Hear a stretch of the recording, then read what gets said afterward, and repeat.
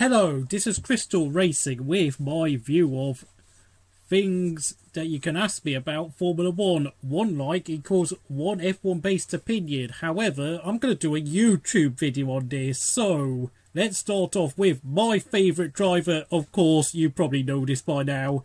It's Kimi Raikkonen. What else is there to be said? Number 2, least favourite on the current grid, Fernando Alonso. I just cannot stand listening to him moan and cry about all the problems he's had with his teams over the years. How, I don't know, he deserves more in his career when he already has 2 world championships, and I'll just leave it at that. Number 3, favourite driver of all time. Of course, you probably know it's Kimi Raikkonen, of course. However, my second favourite driver is this bloke, Giancarlo Fisichella. Of course, he took 3 victories in his career for Jordan and Renault. He picked up plenty of podiums at his time through all the teams he drove for, such as Benetton, Jordan, Renault and Force India. Of course, as you probably may know, Renault and Force India were of course the reincarnations of Benetton and Jordan, but this guy was very good in his time.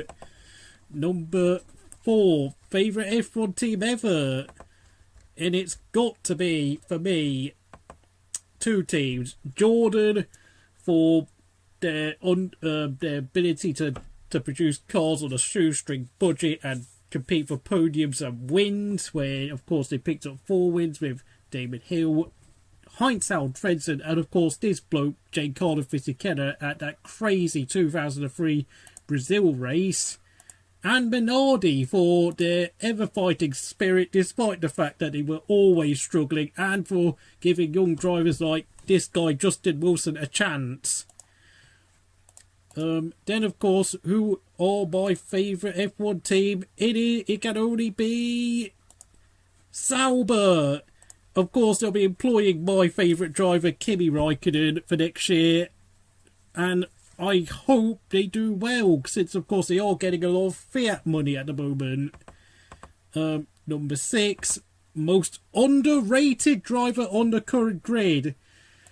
That has to be this bloke, Marcus Ericsson. Yes, I know he's been written off as a pay driver, but you have to realise, though, he had, quite strangely, ever since he's been announced to leave Sauber and go to IndyCar racing to race for Schmidt-Peterson Motorsport, his performances have picked up quite a bit, and he has been, and you know, he has been keeping up with Charles Leclerc to the point that at the last race in Mexico, the team even went as far to compromise Ericsson's strategy to allow Charles to get 7th place, because Ericsson was actually proving to be quite fast in Mexico. Number 7, most overrated driver on the current grid. That has to be Max Verstappen. Don't get me wrong, this kid has got talent, but for me, at the start of this season, it did show a lot of people that he is a bit fragile under pressure, and if you keep having a go at him, he will get very angry and cross with you, and his dad will come and get defensive for him. Number 8, most underrated driver ever. It has to be this guy, Nick Heidfeld. Yes, I know he picked up a lot of podiums for BMW Sauber, but for me, I think they were top. He did pull off some brilliant performances, such as overtaking Fernando Alonso at in 2007 at Bahrain and Japan. He was very well. He put on a lot of good performances from BMW Williams, where he outpaced Mark Webber a few times and got his first and only pole position at the Nürburgring.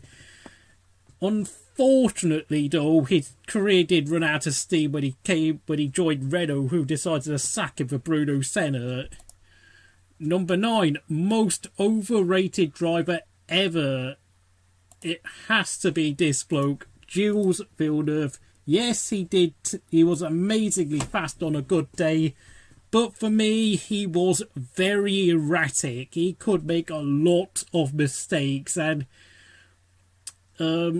ultimately, whatever you make of how the way he died at 1982 Zolder, ultimately everyone knew he would pay the ultimate price, and well, that's all I'm going to say about it. I have a massive amount of respect for those who see him as a hero, but for me, he's probably a bit too overrated.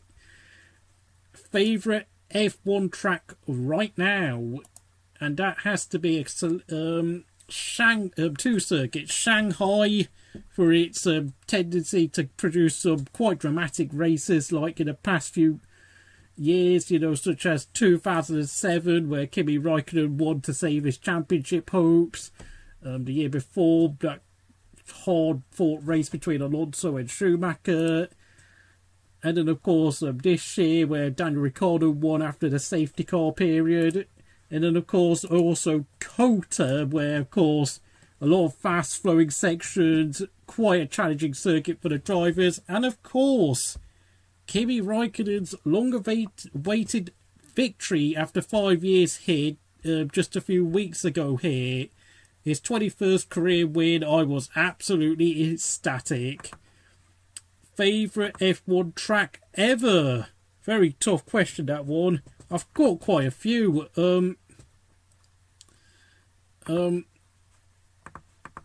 Sepang, a place where Kimi Raikkonen took his 2003 victory and his 2008 win, where of course it was his first career win.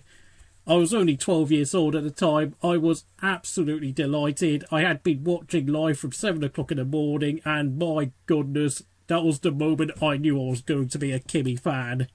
Long Beach is another track that I love watching on boards of.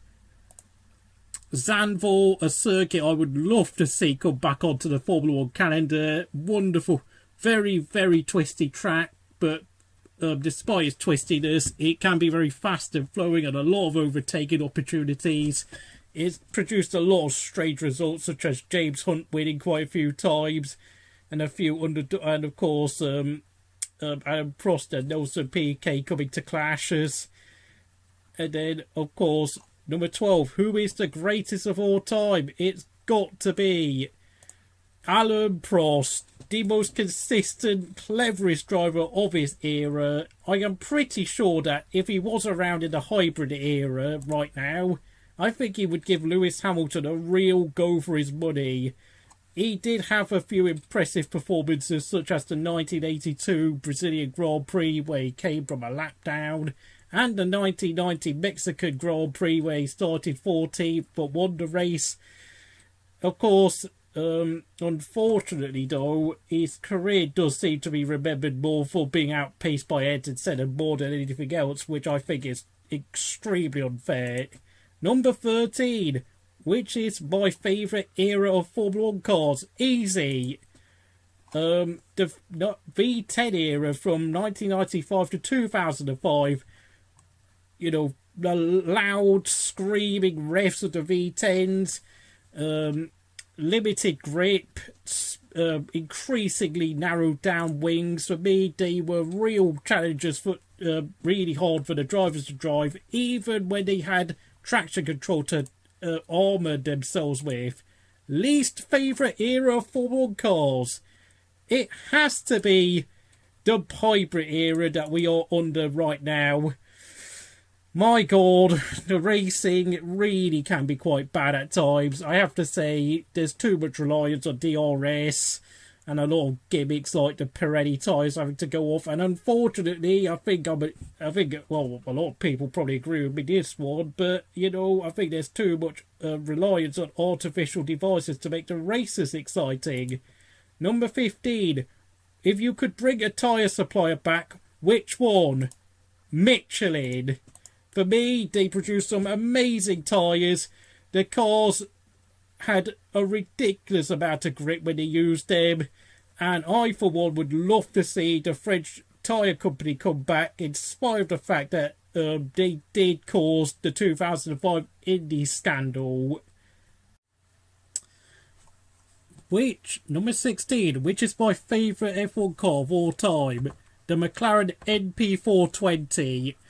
A ridiculously brilliant car designed by Adrian Newey. What a shame it was so fragile. Kimi Raikkonen took 7 wins in that car during 2005. He could have won at the Nürburgring, he could have won at Hockenheim, and he could have won at Imola. And had it not been for penalties at France, Britain and Italy, I think Kimi could have taken 13 wins that year. Number 17. If you could change the past, which moment would you change? The 2003 European Grand Prix. Kimi Raikkonen was leading until lap 27, until his engine blew in a race he probably would have won quite comfortably. Number 18. Favourite F1 moment? That has got to be the 2005 Japanese Grand Prix. You know the story now. I'm not going to go through it. Number 19. Least favourite F1 moment. Apart from what's going to come next, is a 2008 Brazilian Grand Prix.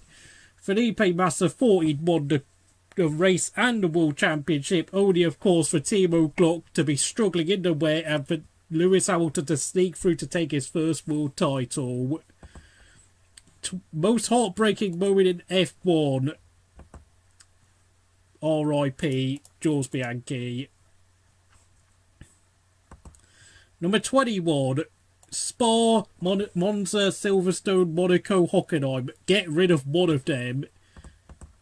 It's gotta be Monaco. Just a really awful circuit for racing. Far too many times we've just been sitting there for almost 2 hours with nothing to watch. And quite frankly, even though it has a great historic presence within the F1 calendar, I think this year's 2018 race, with Ricciardo holding up Vettel for so many laps despite engine problems, should tell you what sort of place this is for overtaking. You can't overtake, and you get silly incidents like you've seen in the picture. Number 22.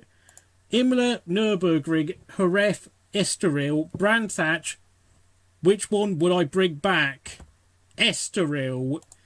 Yes, I am too young to remember what sort of races we've had here, but for me, this race has had some amazing moments, such as Ayrton Senna's first Grand Prix win, and of course the last ever race, which was held in 1996, of course, when Jacques Villeneuve overtook Michael Schumacher around the outside. I would love to see the current hybrid cars go around here. Number 23, Halo or no Halo?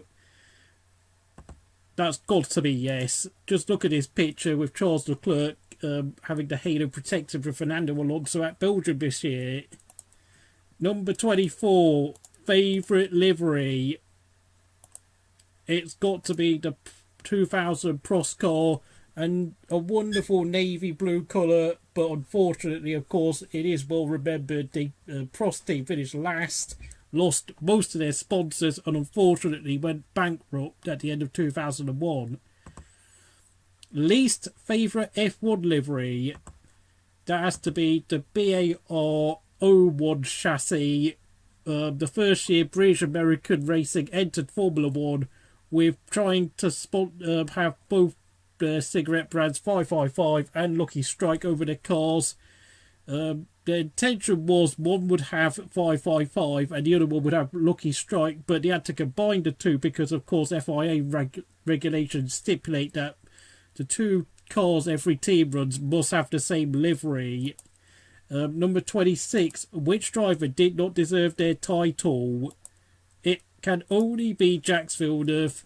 Yes, he did well to beat Michael Schumacher, but you've got to realise he was outdriven for a lot of 1997, and if it had not been for Michael Schumacher cracking in the final race in Jerez, where Michael Schumacher tried to take him out, for me, Schumacher could have come back and won the race that day.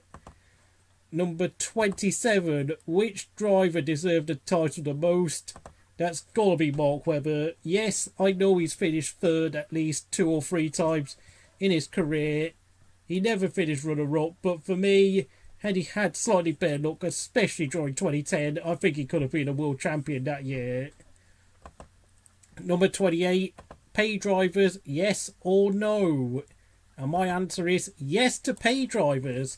If it wasn't for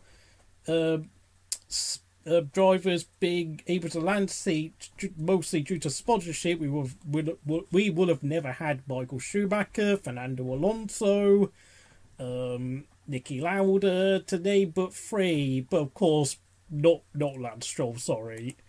Favourite F1 rivalry?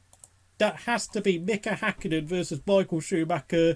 For me, that rivalry had no animosity, allowing it to stir up any bad blood between the pair of them. It was just good, hard, proper motor racing.